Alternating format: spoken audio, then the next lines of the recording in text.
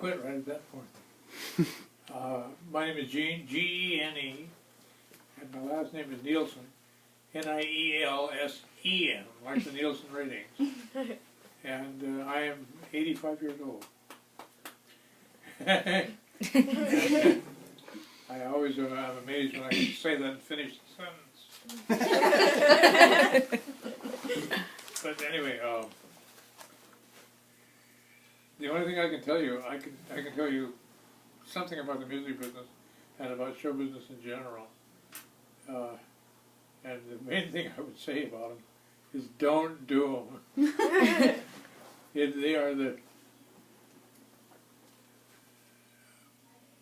They are one of the most difficult fields to get into, and even when you're in it, there's no guarantee that you'll stay. The best way to do anything like this is to do it by yourself. I think the best way to do anything as far as music is concerned is not to get involved in performing so much as in writing. Write music scores for films and stuff like that. That requires a great deal of knowledge and experience that I do not have. I don't have all that I need to do that. That's why I'm not doing it. And I don't know, for instance, the proper way to voice French horns. And so I don't do it because it'd sound terrible. And I say, who is this guy? Get rid of him. Out the front gate, boom, boom. And so I don't do that. I just do. I never really got past a certain point. But I did meet up with a lot of people in the music business, in show business, and in general in particular. Some of them are well known. Most of them aren't. Most of them are people that are behind the scenes, and therefore you've never heard of them. But they're very important. They're well known to the people in the business. They say, "You know so and so? Tell me about him." You know, and other people say, "Who's he talking about?" And it's just stuff like that. Like nobody really knows about outside the business. But if you want a business with no worries, don't go into any of these. Believe me, show business is terrible. It's about. I don't really want to give it. I'm trying not to give it a bad name, but it's crooked. There's an awful lot of behind the scenes gouging in it, and you never want to take anybody's word for it. Get everything in an ironclad contract. That's the only way to get it to work. And even then, you got to have a bunch of lawyers. The music business is almost as bad. There are times when you hear, if you're watching the Academy Awards, and they say so and so won, and he'll stand up and walk down, and the orchestra will play his theme music. The music is not his music. It was written for him by someone who helped him out. This happens a lot. The guy's got a meeting at 10 o'clock the next morning, and he's got 40 pages to write, and he says, "Can you help me out?" And so somebody that can write like him will sit down and ghostwrite stuff for him. And the guy may have never heard it before, and yet his piece won. And he didn't write it. And someone else wrote it. So people take credit for it? Huh? Someone took credit for it? Well, yes and no. In the industry, it's fairly well known. No one particularly gets excited about it in the industry because they may be in that position the next time around. They got to have somebody to help them. So it happens. But as far as people in the general public, they say, oh, so-and-so wrote the theme for this. No, not necessarily. Not necessarily. He may have had nothing to do with it. And the general public gets the feeling that so-and-so wrote this. And they'll say, oh, what were you thinking of when you wrote it? I think I have to think of something. So you were in the music industry, the music business. How did you get into music? When did you first pick up your first instrument? When did you realize that music was part of you? I don't. It's one of those stupid things that nothing, it just seems to happen. As a kid, my folks wanted me to play the violin. I got maybe through 3 to 6 months of that. I said, forget it. I just couldn't make head or tail out of it. And so then later on, when I was 10 or 11, I got interested in the piano. And my mother and father said, whoa, we tried you on the violin and it didn't work. We don't want to pay for a bunch of lessons for this and it doesn't work. I say, I know. If you don't want me to take lessons, I'll do it later. But I'm working on this. And so, they figured that as long as I was doing it myself, and I would produce, I would make progress on it myself. And some people in the industry, people in music stores would give me little tips, and I'd stand and watch them play over their shoulders, and stuff like that. And I could figure things out as I went along. And so I began to figure out some of the things that were, some of the secrets of it. Lots of people think that it's like a secret language because of all the funny little signs and things in it. It is. It's like a Greek or a Russian. There's a lot of unintelligible stuff in it. But once you get used to that, and it doesn't take long to get used to it. Once you get used to it, it'll fall into place. But that's only the beginning. Once it gets started, there's just no stopping it. But all kinds of things happen that you don't want to happen. Like you suddenly realize that you can't listen to music anymore. How is that? Because you might be listening to somebody else's and write it down as yours. Yeah. And you be listening and think, wait a minute, that's a good theme. Is that mine? I heard something like that the other day. And so you say, yeah. And it might be yours and you don't know. You don't know. You can't count on it. And if it isn't yours, you're in for a hell of a ride. Copyrights and all kinds of things. But this, and all the things you hear about the music business and show business are true. All the horrible things you hear about it are absolutely true. Was your first job, did it involve music? Did you get involved in the music business at a very early age? Yeah, I was about 14 or thereabouts, 14. And I started playing at this restaurant for I think $5 a night, just for the hell of it. And I played some strange stuff there. And they were sort of interested. They said, where'd you get that? That's so-and-so's. Oh, I knew that's something. And I played it for a while. And then I was going to Hartnell College in Salinas, and I was going to major in music. And at the same time, I was already playing professionally, so to speak. And the guy in charge of the piano, teaching at Hartnell said, well, we'll start you on a piano course. I said, well, I'm already playing the piano. I said, that's all right. We'll go along with that. He never even listened to me once. And I said, phooey. I didn't show up to his lesson. He said, why don't you show? You're not going to. I said, you never told me what you were going to do. I can already do a whole bunch of stuff, and you never find out where I am. And so I had to show him some stuff. And he was a bit, huh? I was further along than he thought. And I don't know where that came from. I have no idea. I listened to a lot of people. I listened to a lot of popular songs. I listened to a lot of classical music.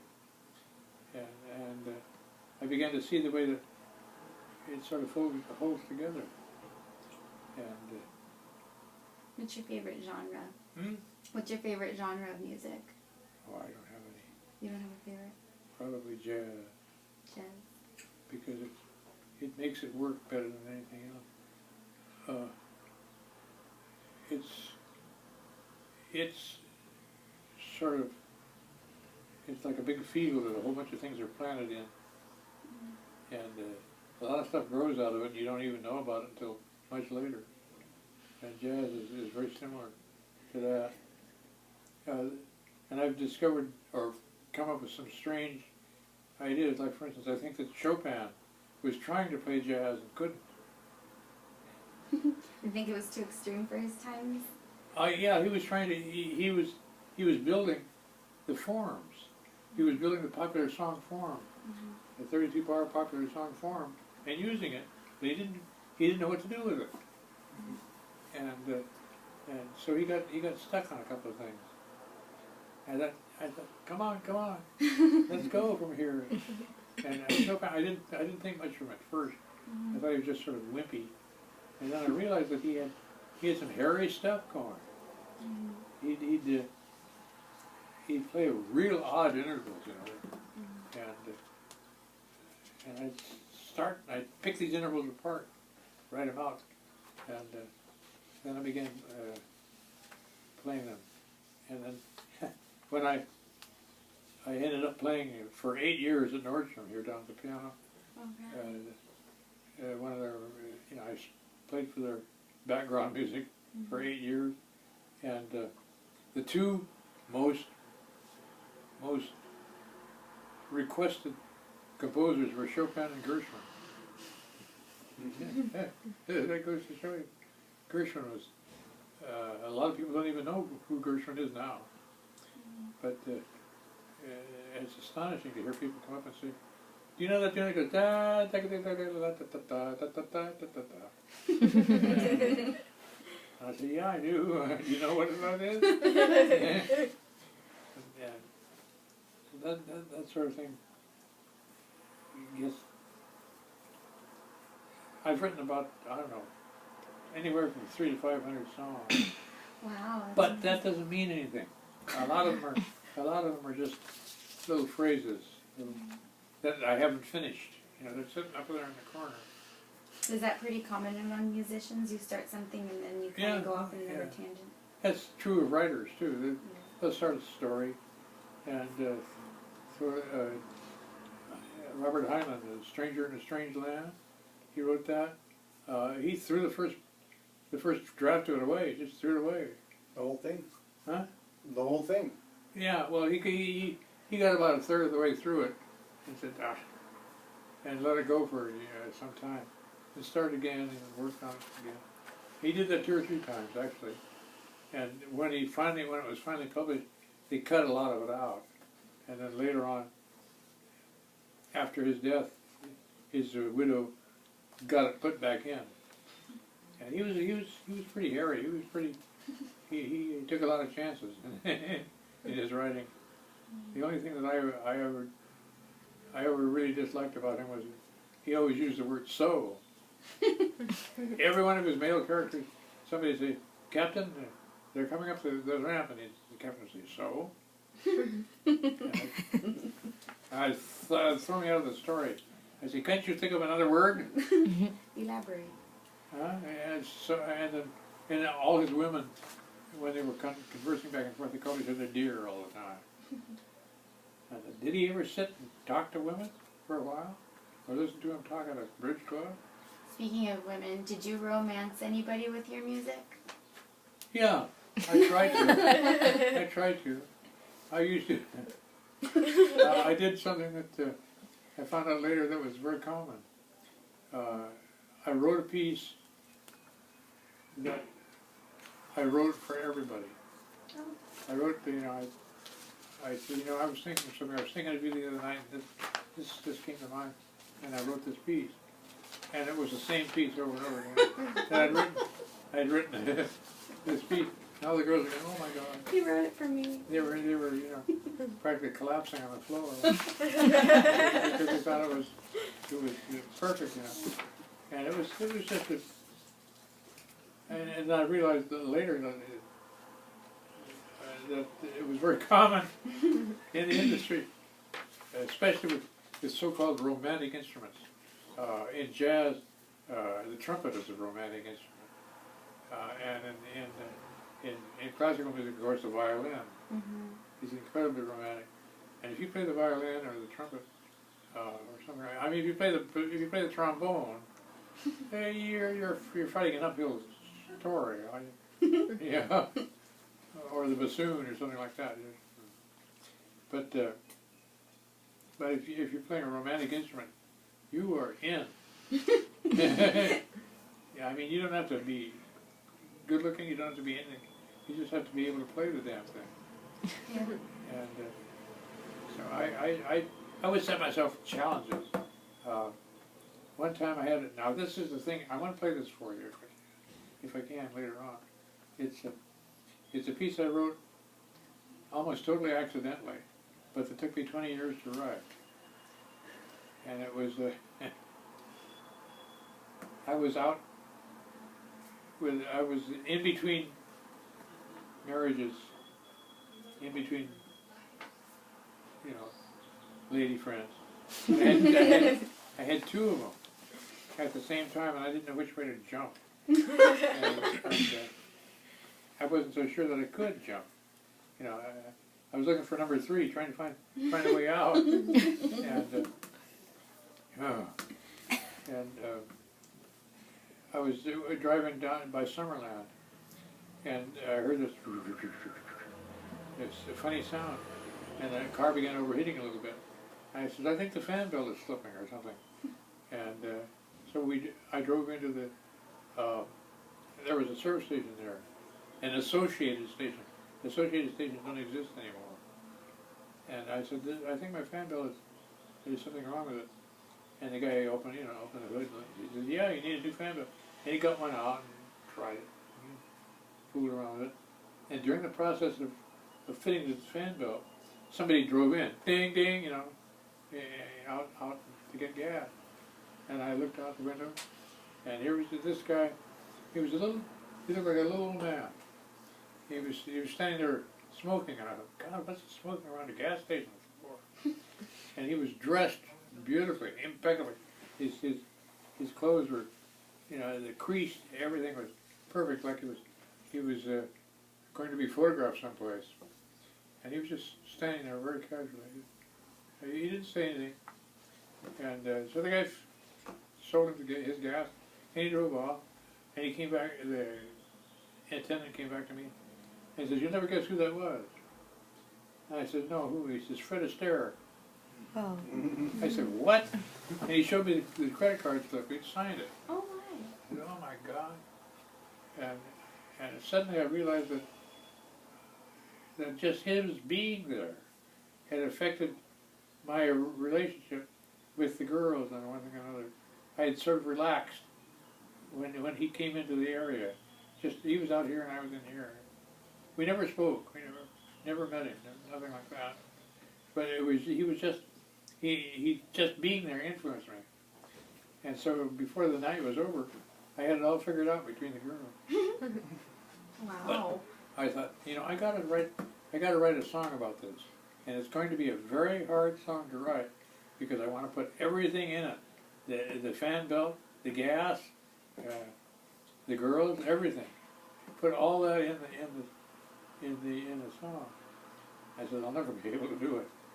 And I thought about it. It took me, like I said, 20 years to actually sit down and write it, to write the thing out, and work it out. And I'll show it to you later. But and you think, oh, that was easy. Yes, it was. But it was easy once it got started. But once it got, I'll tell you this, if you ever write music, you will find that writing the words is far harder than writing the music. Oh, it's hard, it's really hard. It's much more difficult to get words that work, that don't sound artificial. Most current music is crap because the words are unnatural. The words don't make any sense. Would you agree that sometimes the music alone will tell the story? Huh? That sometimes the music alone will tell the story? Or do you think that words are necessary in a song? Yes and no, but that's really very chancy. I wouldn't count on it. The music itself is sort of a, I don't know what it is. It's just a background to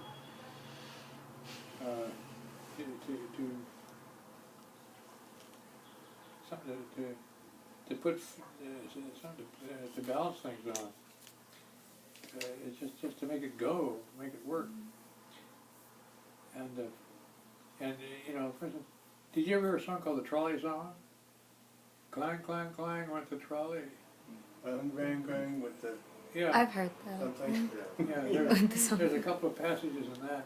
The guy wrote it, and the guy, the producer said, no, that's not the trolley singing. That's not, I want a song with the trolley is in it. And so he threw it away and started another one. That happens a lot in music business. Guys will write, Cole Porter would write 6, 7 versions of a tune, you know, until he found one that worked for him. And so this guy finally wrote one, and the guy stood up and said, yes, that's it, that's it. And there was the one scene that got him was the same thing that got, when I first heard the thing, I got chills up my spine. I said, who wrote this? How can he sit down and write that? How can he do that? That's not possible. And that was the passage was where she stood up at the end of the, where the girl in the trolley car was falling in love with this guy, and as he started to leave, she grabbed him, and they rode to the end of the line together, holding hands. And can you imagine writing something in that rhymes and works? Yeah. As he started to leave, I grabbed hold of his sleeve with my hand, just as if it were planned. And it was grand just to stand with his hand holding mine till the end of the line. God, how can he do that? How can he do it? I wanted to tear up everything I'd ever written. God, I don't know how long it took him to do that, but you know, and it's very simple. The words are very simple. They're quite clear. They rhyme, but they're ordinary words. What would you say your biggest accomplishment was with your music or in your music time in the music industry? I don't know. It fooled a lot of people. A lot of people thought I was really good at it. And so they would think that they had to take they had to give me space or something. Oh, he's a genius. No. I tried my best to tell them I'm not anything like that. And they wouldn't let me say that. So I don't know. I think the best thing I ever got done with it was just meet people, and basically I got laid with it.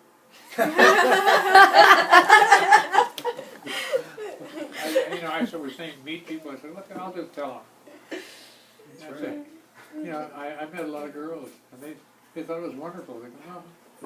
Then how did you know when you met your wife that she was the one if you had all these girls around I at have the no time?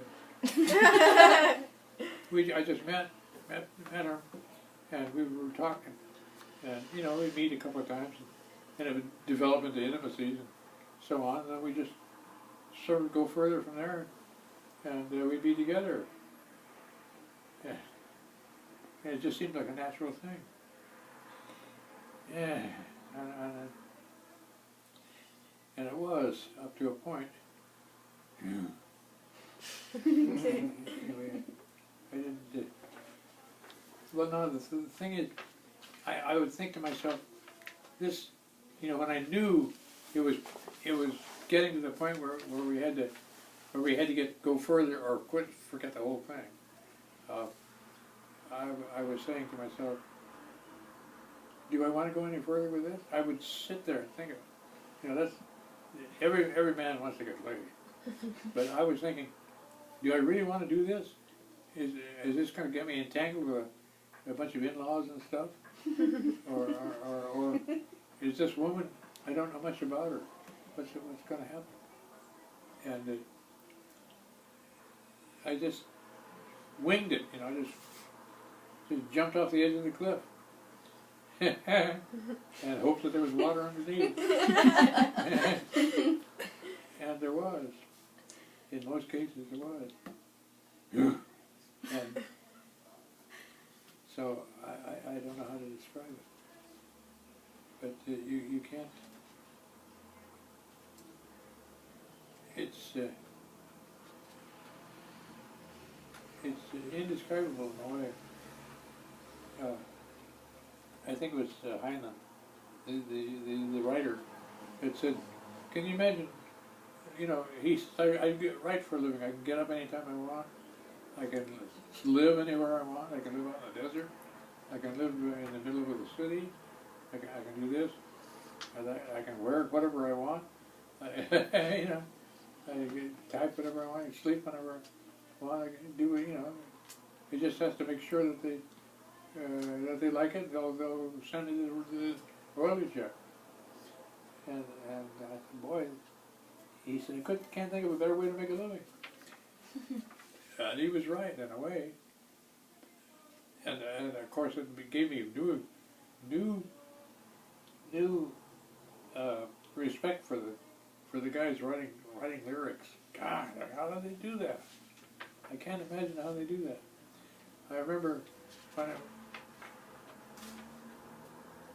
Johnny Mercer. You probably never heard of Johnny Mercer. He was one of the three men that founded Capitol Records. Wow. He invented the whole Capitol Records line, and he was at that time he was well known as a songwriter in the music business, but not to the general public. And he was in movies and whatnot, and he made a lot of records. So that he was known to the general public, but not as much as some other people. And he wrote they wanted him to write words to a song called "The Days of Wine and Roses." And he listened to it, and listened to it, and listened to it, and didn't say anything.